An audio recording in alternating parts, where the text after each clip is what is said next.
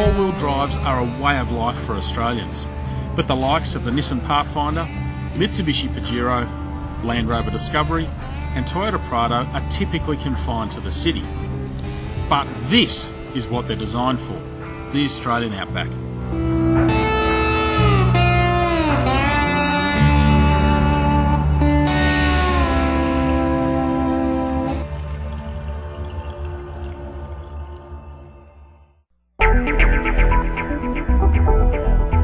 Our route takes in much of the country traversed by those legendary early explorers Burke and Wills.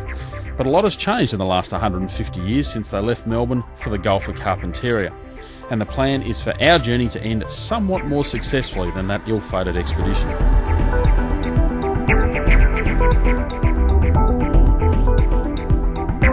The latest Land Rover Discovery 4 is an impressive bit of gear. As well as luxurious appointments, the new 3-litre diesel V6 helped it win its category in Drive's Car of the Year testing for 2009. Now, it's not a common sight in the Outback, but the Disco does have the hardware for the job at hand.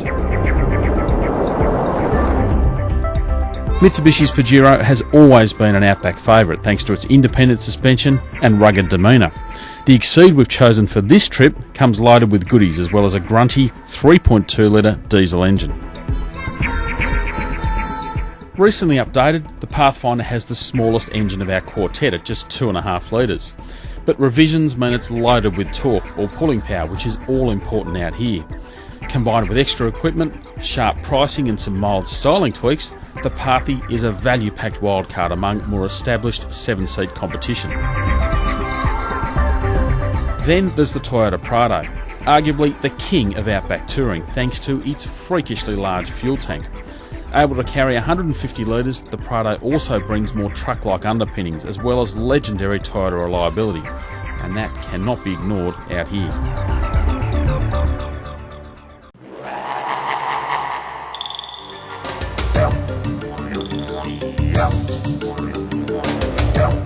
The Outback is a pretty unforgiving place, but it's not just the heat, the sun, the flies and the lack of water that would have been a challenge for the Burke and Wills expedition. It's also the terrain that they would have had to pound through. Look at this gibber plane and imagine walking through this in 1860 style footwear. Comfy leather seats, yeah, sure they might be important, but out here though your priorities change. Things like reliability are crucial. So forget about doing the school run or how easy it is to park. Which one of these four-wheel drives is the best to take on the big trip, way out into the Aussie Outback?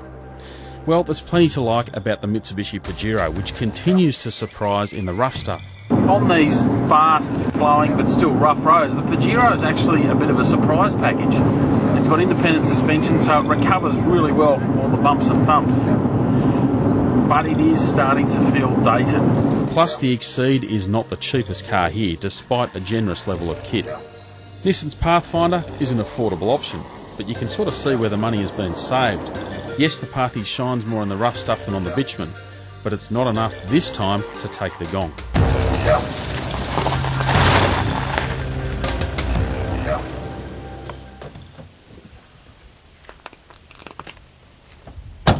Which brings us to the Toyota Prado and the Land Rover Discovery. Now out here in the middle of nowhere, when really what you're after is reliability, longevity, all those sorts of things, it's pretty hard to go past the Toyota, especially once you chuck that long-range tank into the deal. And of course, it just loves that rough stuff. But if you want to get a bit of pampering, a little bit of luxury, and you don't mind compromising a little bit along the way, then our Drive Car of the Year category winner, the Land Rover Discovery, is pretty hard to go past.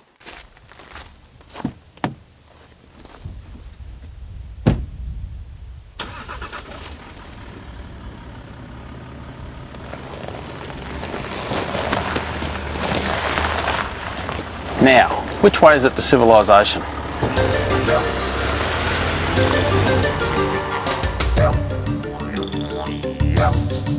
When it comes to luxury off-roading, the Land Rover has it in spades. These seats are fantastically comfortable and also pretty supportive, and it's really quiet and the ride's quite soft. And as far as diesel engines go, they don't get much better than this. It's quiet, refined, shifts gears super smoothly and just gets on with the job.